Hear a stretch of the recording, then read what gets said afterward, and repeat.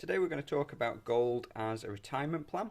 So for some people, they are buying gold now whilst they are in their working lives, if you like, with the hope of keeping it for the long term and then selling it to get back the fiat currency and then obviously pay for their lifestyle. So to assist perhaps in retirement or maybe fund it entirely.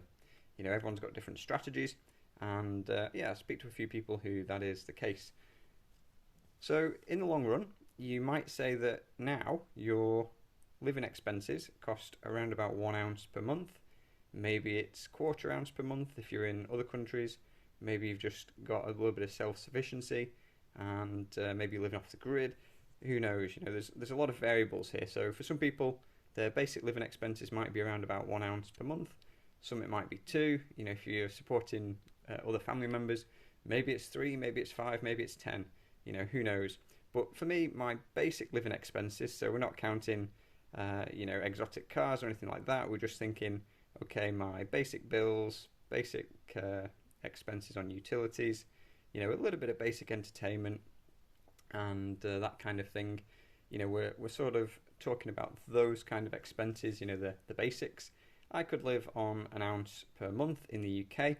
I also have a home in another country, and in that country I could live on a lot less, which would be probably just over a sovereign a month. So in my sort of case, I would decide, you know, am I actually going to retire in the country that I'm in now?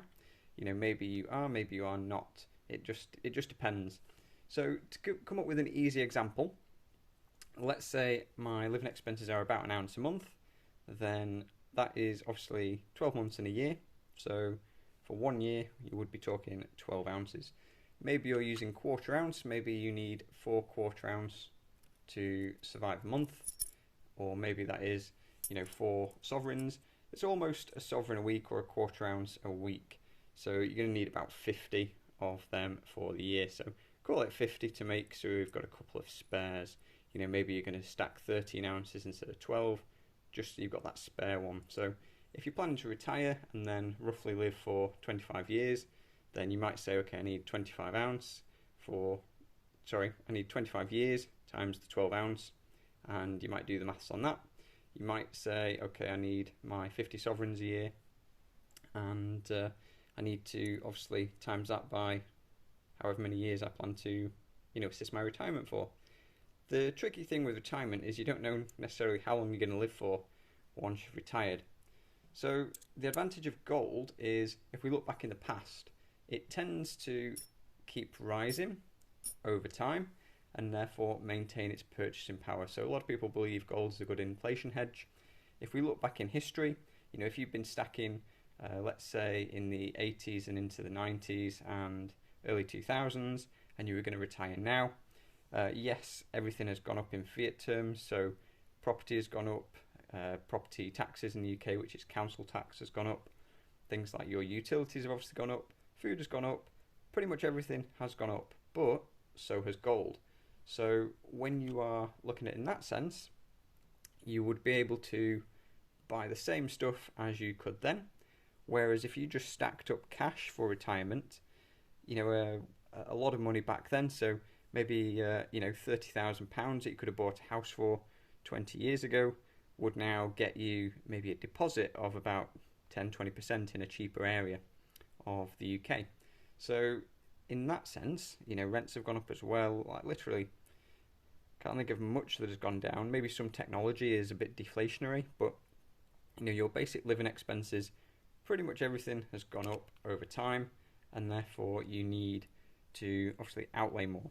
So the reason we're not looking at saving, okay, £1,000 a month or £1,500 a month is because in 10 years you're probably going to need 2,000 a month to cover the same expenses without doing anything different. So the obvious sort of issues with gold as a pension, there's a lot of unknowns, but they can apply to anything, any strategy as a pension. You know, you don't necessarily know how long you're going to live. So let's say you've budgeted you're going to live for 20 years after you finish work. You save up enough gold for that time that you've worked out, and in the future you end up living longer. You maybe live to 100, you know, and then what? Then what do you do?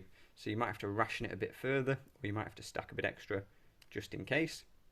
And equally, you might not live as long as you expect. So in that case, you've got to have a plan, maybe to pass it down, or to keep the wealth within the family, things like that.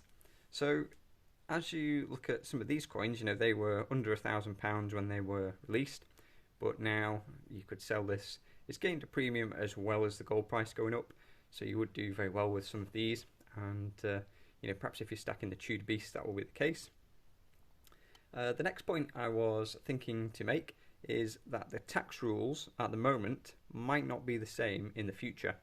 So it's a long way away, and a lot of changes happen over time, especially if you're stacking now in your 20s, maybe into your 30s, and you're thinking 20 or 30 years, maybe even 40 years before you start to cash out, then a lot can change, including the gold price. So at the moment, gold is obviously doing quite well. Gold is a lot higher than it was a few years ago.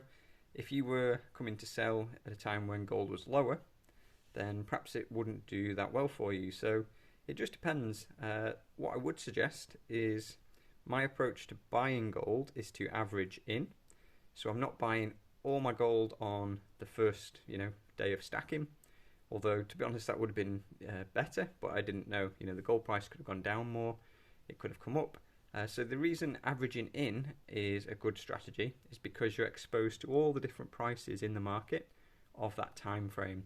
So if you just buy 1 ounce a month now, or 4 sovereigns, whatever that is, over the whole year, you've got 12 different price points because you bought once a month, for example, and therefore you have 12 different price points, and you've got the average of the year. If you do the same on the way out, then sure, if you can predict the highest gold price day of the year and sell on that, great, you've done really well. But unless you know the future, it's difficult to, impossible to predict.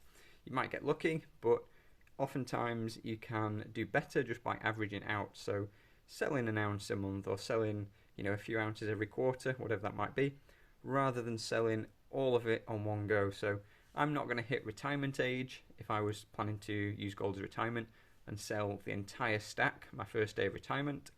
I would sell maybe an ounce a month or a few ounces a month, and then I would perhaps go into the next year, do the same. And so I'm just spreading out my risk on the way out as well. So whilst there are ways to mitigate, we still just don't know the gold price in the future. So if you are going to rely on gold for a pension, or to age of retirement, then I would definitely consider some options and do a little bit of maths on there. And I would, whatever number I worked out, I would put in a little bit of a buffer too. So if it is an ounce a month that you can survive on, I would definitely look to have just a little bit extra, just in case you do happen to sell maybe 1 month the gold price is a long way down and you need to sell 2 ounces. Obviously unexpected expenses and things. There's a lot of variation. So I'm interested, are you using gold as a pension, or are you just sort of stacking it without really considering, the end sort of exit, the end play? And yeah, let's have a chat in the comments. So thanks for watching. Talk soon.